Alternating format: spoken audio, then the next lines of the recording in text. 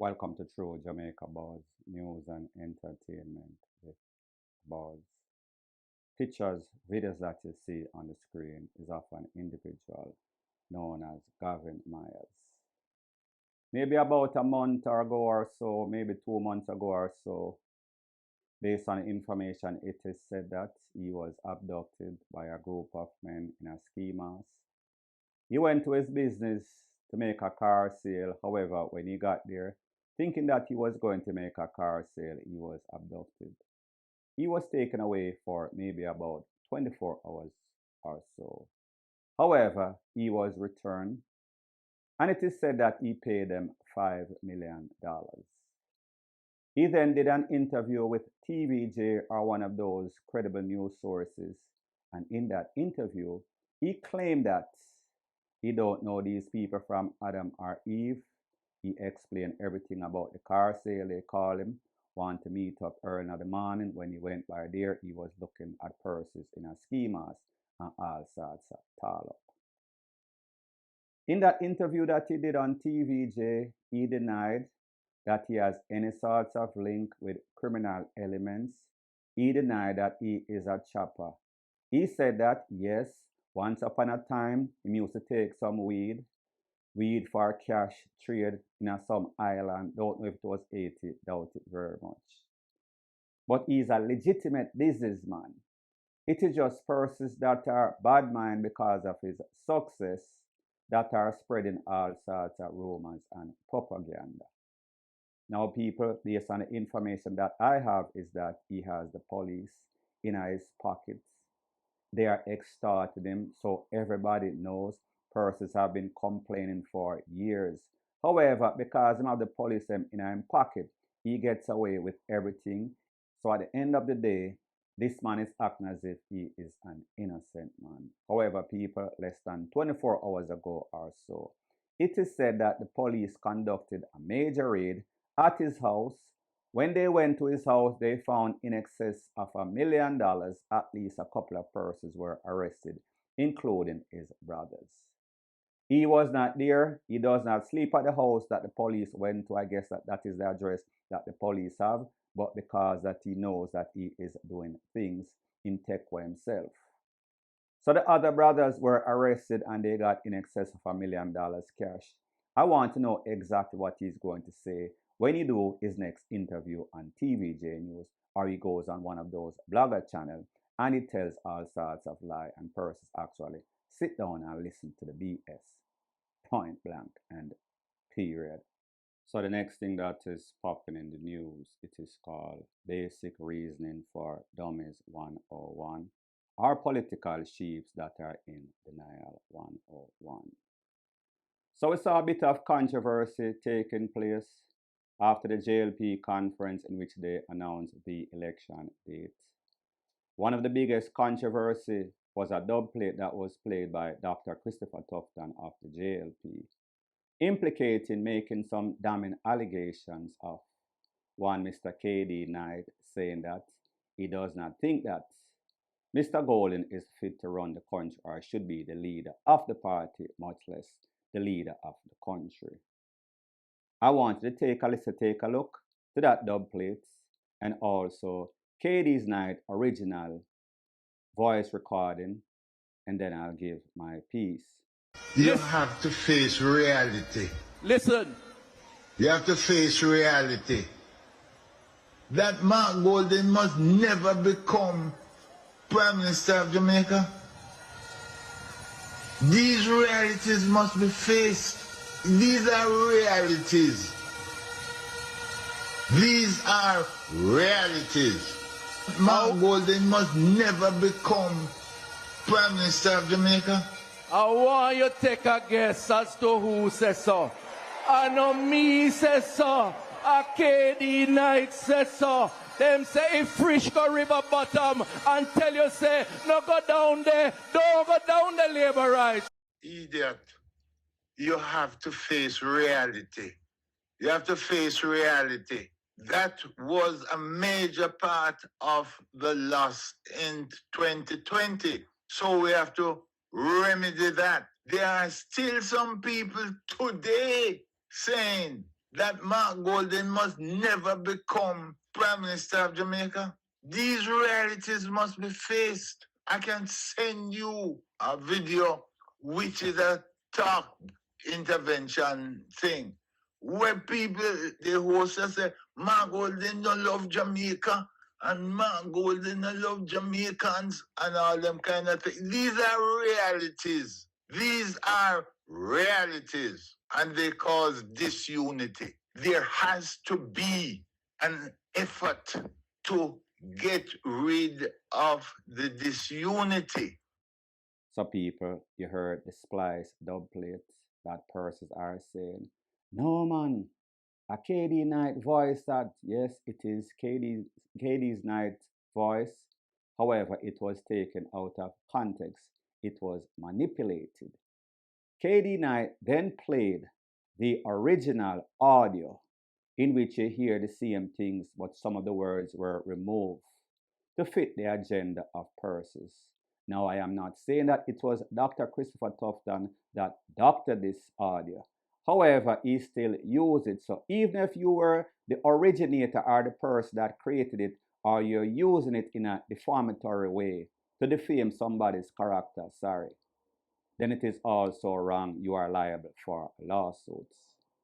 Well, people, it seems as if the good old doctor is wrong and strong, because even after KD Knight came out and played, showed the original audio, Mr. Dr. Christopher Tufton is still denying and acting like him lost, him have amnesia, him not have no sense. He is beyond rational reasoning. I want you to take a listen exactly what he said in an interview that he did with Deion Jackson, and then I'll give my piece. What he said. Did you hear the tape played? Absolutely, I heard the tape play.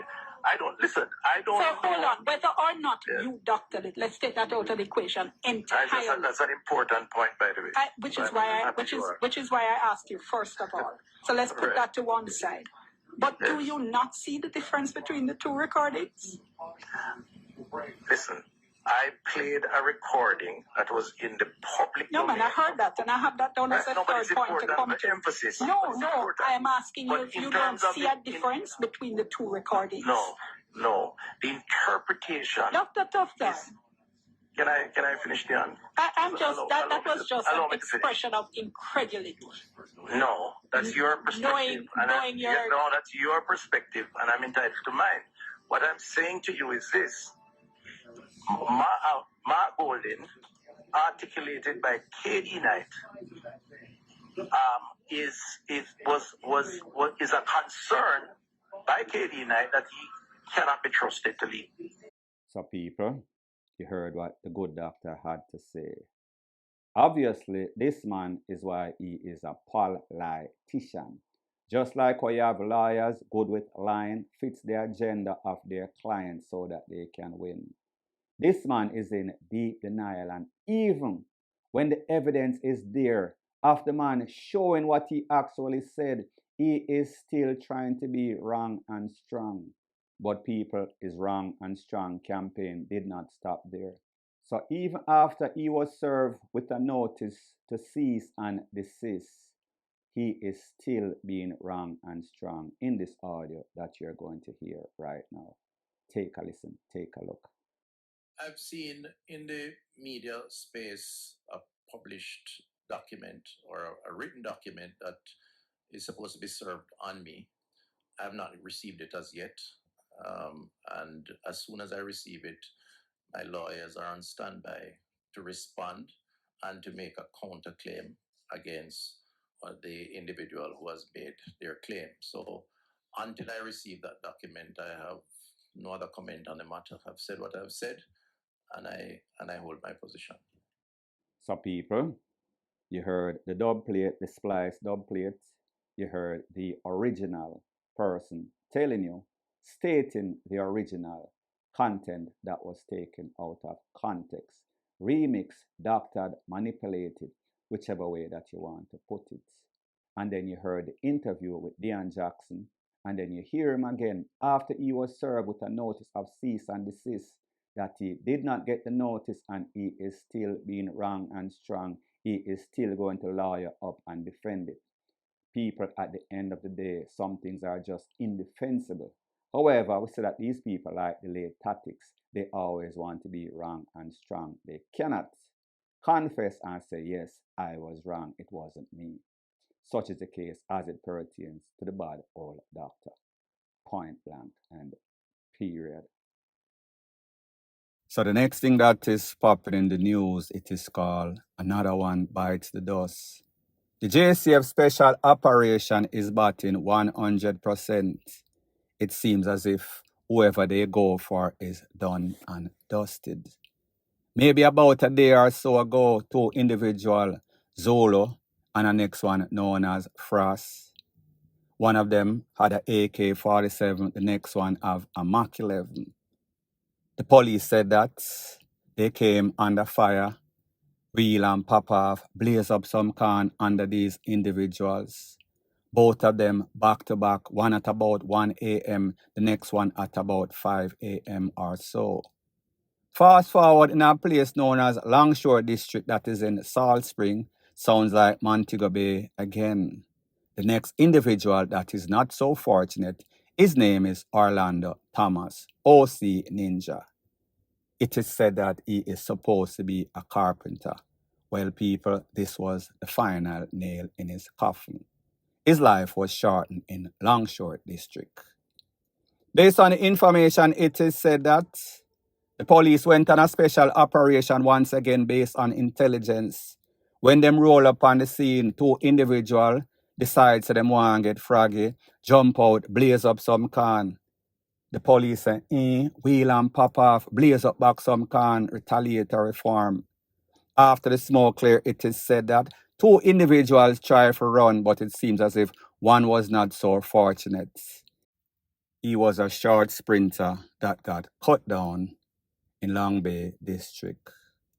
However, the question or the concern that most persons had, what happened to that individual, the lady that is said to have been the mastermind that set up everything, all because she took the policeman money to buy some vehicle and she was not able to buy the vehicle, so she wanted to take him out. She thought that it would be more profitable and more for her, better for her financially, if instead of returning the money or carry the car and give the man, she just pay a small fee, get him taken out, and she keep the rest, meaning the lion's share of the profits. However, people are asked, like me say, then hold on a minute, where is she? Her name is Trafika Malcolm. Well, people, in case you did not know, she is presently in the custody of the police. She was held maybe less than 24 hours ago. She had a question and answer session. However, more than likely, she is going to be charged officially for masterminding, conspiring, and above more charges to take away that policeman's wife and possibly trying to take away the policeman and his son. It is kind of conflicting. I know that the police is still alive. However, I've heard all sorts of mixed story as it pertains to the little youth. Hopefully, he is still alive. Oh, the last thing that I heard is that he did some sorts of brain surgery. People, me not really know. So people have said to themselves, including myself, how is it that this lady is still alive after she was the one that initiated, started, conspired, and masterminded the policeman losing his life along with his wife and child? Well, people, the answer to that is very simple. If you are a man, more than likely, them are going to take you out, especially if you are a gangster, especially if you have a criminal past and them know that you are reporting on condition of bail, so therefore they have a fixed address. So the moral of the story is that the police have a strategic plan, and this lady, Mrs. Malcolm, is a part of that plan.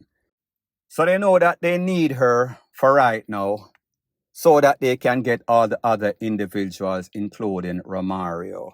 But based on what I am hearing, it is said that Ninja was the actual triggerman. So people, I am kind of getting confused. Is it Romario or is it Ninja or was it both? Whatever the circumstances, we will take a win. A win is a win is a win.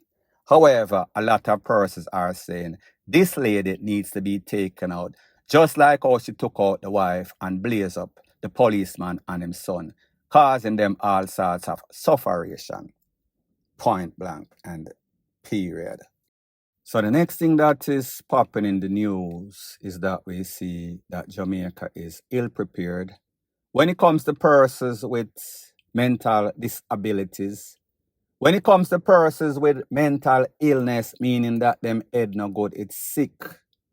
I am speaking about an incident that took place at the KPH Kingston Public Hospital less than 24 hours ago or so, where a 24-year-old individual, his name is Michael Edwards, he went into the hospital, his mother brought him in, know that him probably need some medication.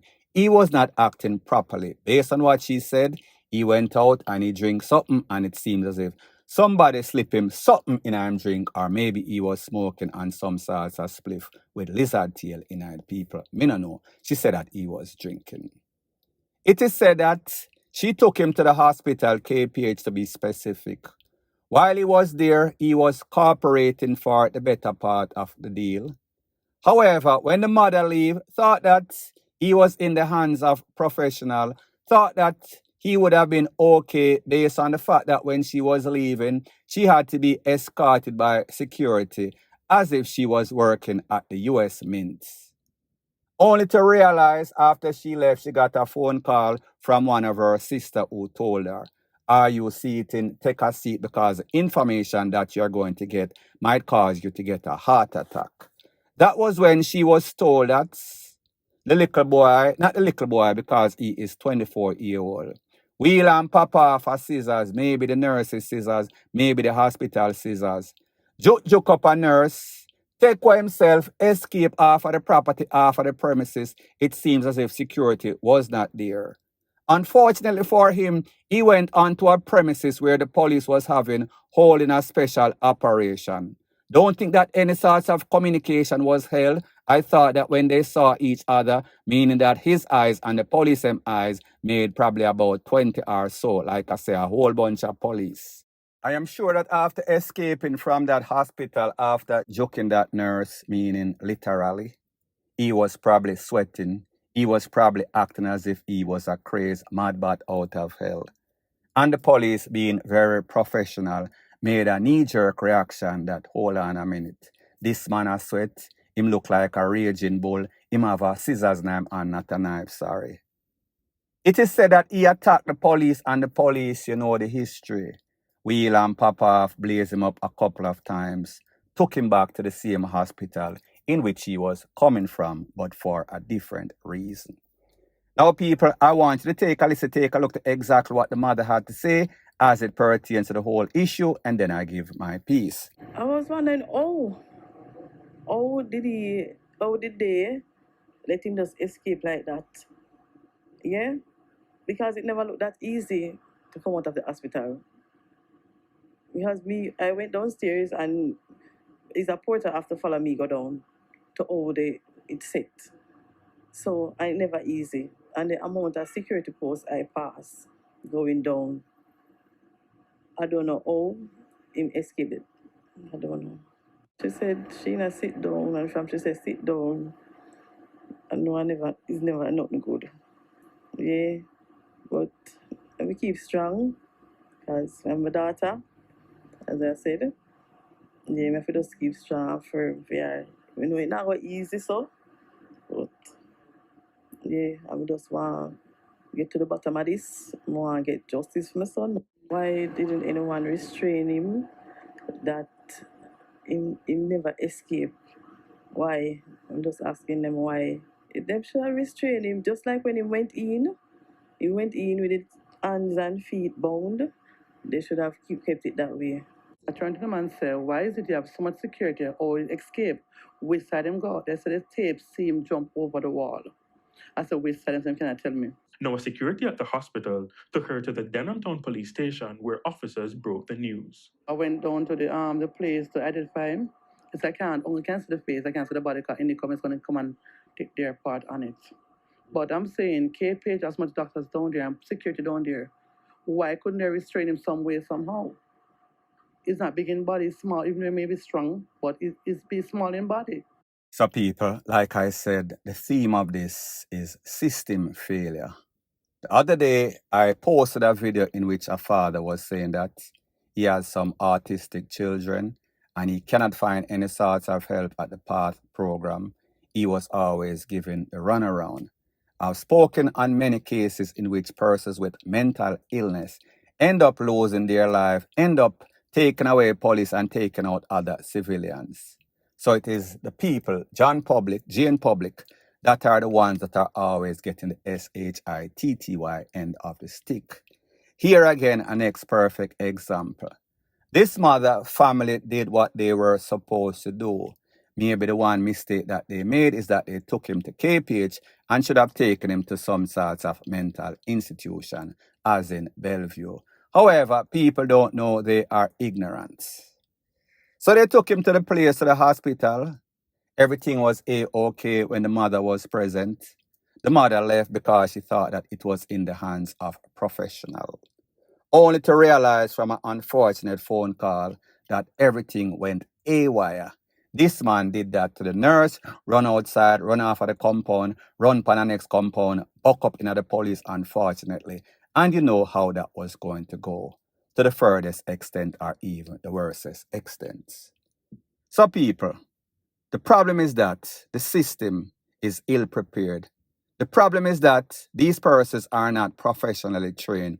And even if they are professionally trained, there is not enough of them to go around for all of these maniacs and lunatics and mentally ill persons walking around, running around Jamaica. Point blank and period.